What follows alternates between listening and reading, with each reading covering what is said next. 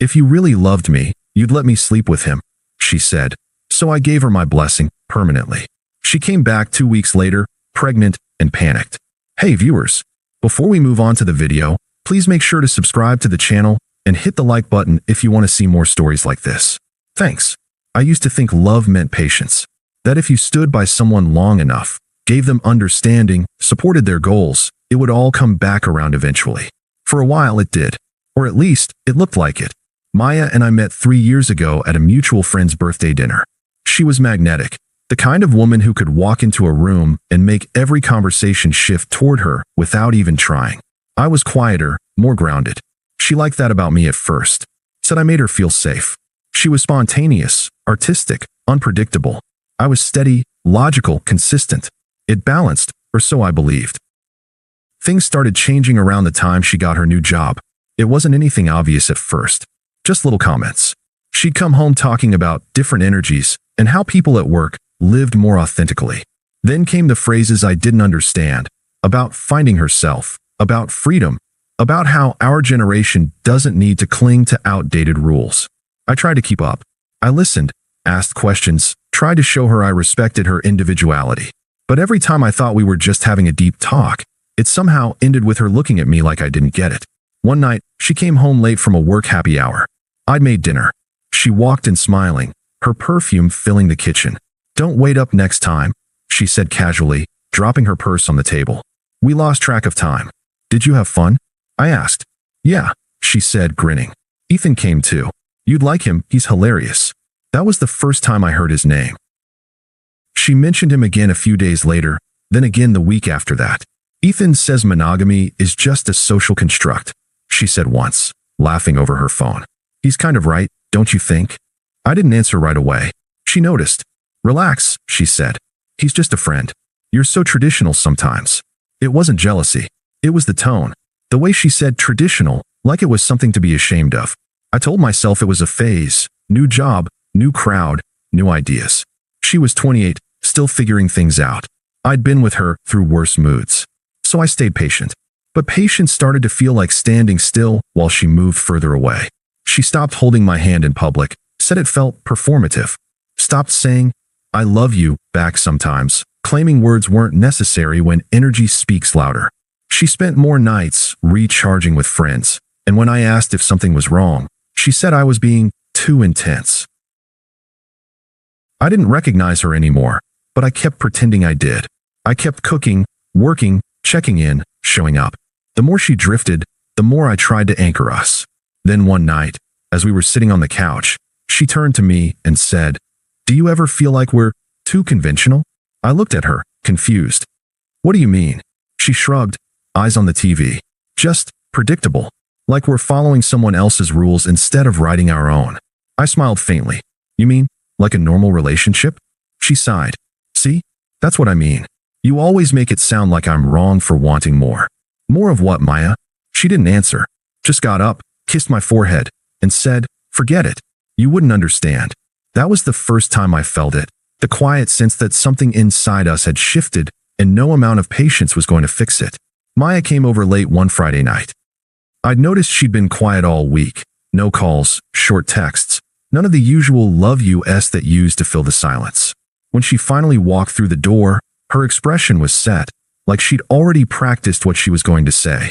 "Can we talk?" she asked. "Of course." She sat across from me, twisting the strap of her purse. "I've been thinking about us. About connection. About what love really means." I knew the speech already. I'd heard versions of it for months. Always about how she felt boxed in by commitment, how she needed to explore her truth. But this time, her tone was different, almost rehearsed, like she was preparing to justify something. "I've realized," she said slowly, "that love should be unconditional. Real love means giving your partner freedom, not control." "Freedom," I repeated. "We both have freedom, Maya." "Not that kind," she said, shaking her head. "Emotional freedom, physical freedom, the freedom to follow attraction without guilt." I blinked. "You're saying you want to see other people?"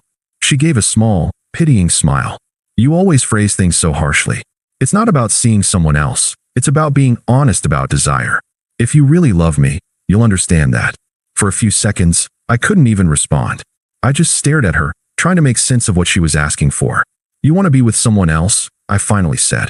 She held my gaze and nodded, almost proudly. I need to. For me. To figure out what I want long term. And you expect me to be okay with that? She shrugged, exasperated. I expected you to love me enough to trust me. I thought you'd want me to be happy, even if that means I have to experience other connections. Something in me went still. All the little comments, the late nights, the philosophy about freedom, it all connected. This had been building for months. I leaned back, choosing my words carefully. If that's what you need to do, Maya, I won't stop you. She looked startled. Wait, you're serious? You said you need to figure things out. I'm not going to fight you over it. Her expression flickered between confusion and relief. So you're giving me your blessing? I nodded once. If that's what you call it. She searched my face for anger and didn't find any. I knew you'd understand, she said softly, as if she'd just won an argument. I didn't respond. I just watched her gather her things and leave, humming quietly, as if she'd just made a brave, noble decision instead of dismantling everything we'd built. When the door closed, the apartment felt heavier, quieter. I remember thinking, so that's what love means to her. Freedom without consequence. I didn't text her that night. I didn't text her the next day either. And for the first time in 3 years, I felt the weight of something breaking cleanly, like a rope finally snapping after too much strain. The next few days were quiet, not peaceful, just hollow. I didn't block Maya. I didn't delete her number. I didn't even check her social media. I just let the silence sit there between us and watched what she'd do with it. She didn't call, didn't text, didn't ask if I was okay. That told me everything. It was like she'd convinced herself she was the brave one, the enlightened woman choosing freedom, while I was just too traditional to understand. And I'll admit, part of me wanted her to realize what she'd thrown away. But another part, the quieter, tired part, already knew she wouldn't. Not right away. The apartment felt strange without her. Her coffee mug sat on the counter, her hairbrush still on the dresser. But I didn't touch any of it. I went to work, came home, and started living like someone who'd already let go, because in a way, I had. A week passed. Then another. Around the middle of the second week, I saw her name flash on my phone. Maya. My chest tightened, not with hope, but with curiosity.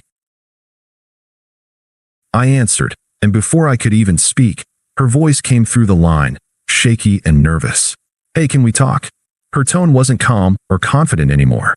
There was a tremor underneath, like she was holding something back. Sure, I said evenly. What's going on? I need to see you. It's important. I could tell she was in a panic, but I didn't rush to fill the silence. I let her sit in it for a moment before saying, all right, come by.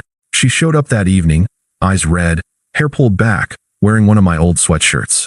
She looked smaller somehow, like the wind had been knocked out of her. Maya, I said quietly, what happened? She tried to speak, but her voice cracked.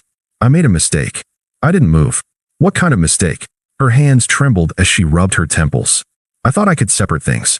I thought it would make me feel free, but it didn't. It just made me feel empty. I stayed quiet. She was waiting for me to jump in, to comfort her, to take her hand and tell her everything would be okay. But I didn't. After a few seconds, she whispered, I don't even know how to say this. You can start with the truth, I said. Her eyes filled with tears. I think I'm pregnant. For a long moment, there was only silence. Then I said, calmly, then I guess you got what you wanted, freedom. Her face broke. Please, don't do this. I didn't mean for it to happen. Of course you didn't, I said quietly. You just wanted to find yourself, right? You said love meant letting you be with whoever you needed. She tried to reach for me, but I stepped back. For the first time since she'd left, I didn't feel pain. I just felt done. She broke down right there in my living room, crying into her hands. But I didn't move. I didn't reach out. I just stood there, watching the person who once told me love meant freedom, finally realize what freedom really costs. I don't even know if it's his, she whispered. I messed everything up. I know I did. I thought I could handle it, but I can't. I can't do this alone.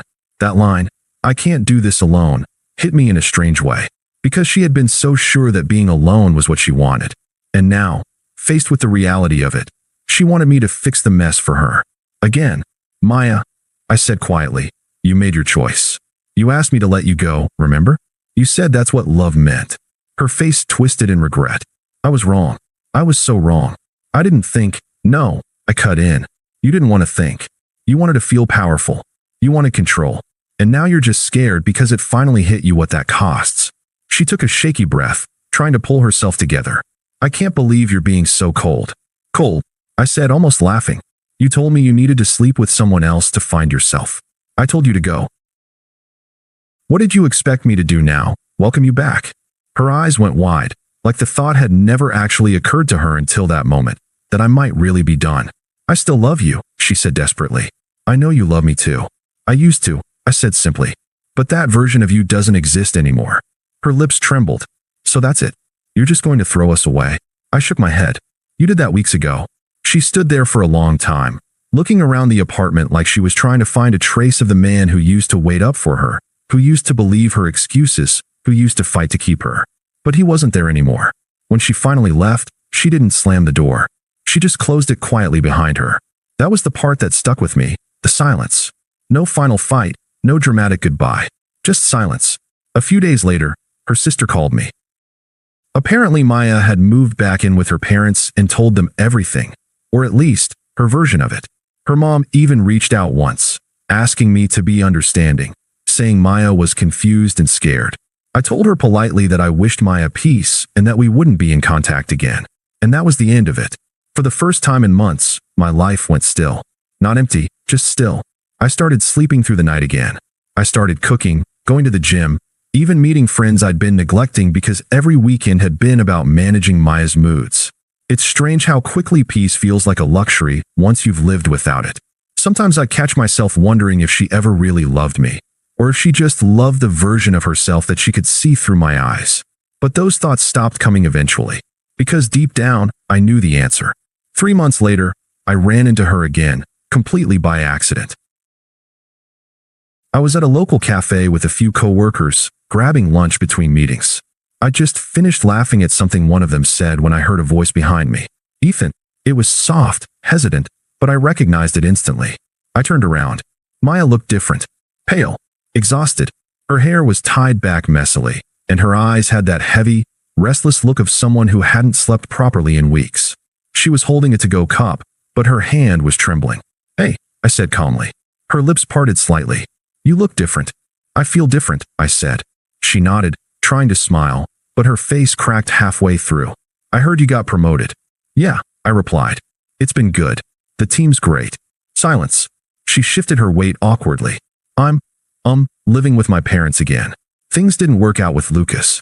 I didn't react. I just looked at her, waiting. He didn't care about me, she said quietly. He just wanted to have fun. The second I told him about the baby, he disappeared. Blocked my number. His friends told me he's already seeing someone else. She looked up at me then, eyes glistening. I don't even know what to do, Ethan. I'm so scared. I'm sorry that happened, I said simply. But there's nothing I can do. Her face twisted. You don't mean that. You're not that cold. You've always cared about people. I do care, I said. But I also learned that caring doesn't mean fixing what someone chose to break. She shook her head, tears spilling now. I was stupid. I thought you'd fight for me. I thought you'd try to stop me that night. I did, I said quietly. By letting you go. That shut her up for a few seconds. Her expression flickered between disbelief and heartbreak. I thought you'd always love me, she said. I did love you, I said. That's why I let you have what you thought you wanted. But love doesn't survive disrespect. The words hung between us for a while. I wasn't angry anymore. Just done. Her voice broke. I miss you so much. Please, can we just talk? Maybe start over? I've changed. I smiled faintly. You said that before every line you crossed. And each time, I believed you. That was my mistake, not yours. Her tears turned desperate. You can't just walk away from everything we had. I already did, I said, standing up. And trust me, it's the best thing I ever did for myself. She looked like she wanted to scream, but couldn't find the words. Just trembling, silent, shattered. As I left the cafe, I didn't look back. I didn't need to. I've learned that peace doesn't come from getting closure. It comes from realizing you don't need it. Maya taught me that love without respect is just self-destruction dressed up as devotion. And for the first time in a long time, I was finally free. Thanks for watching. Make sure to subscribe to the channel and hit the like button. What do you think about this story? Share it in the comments.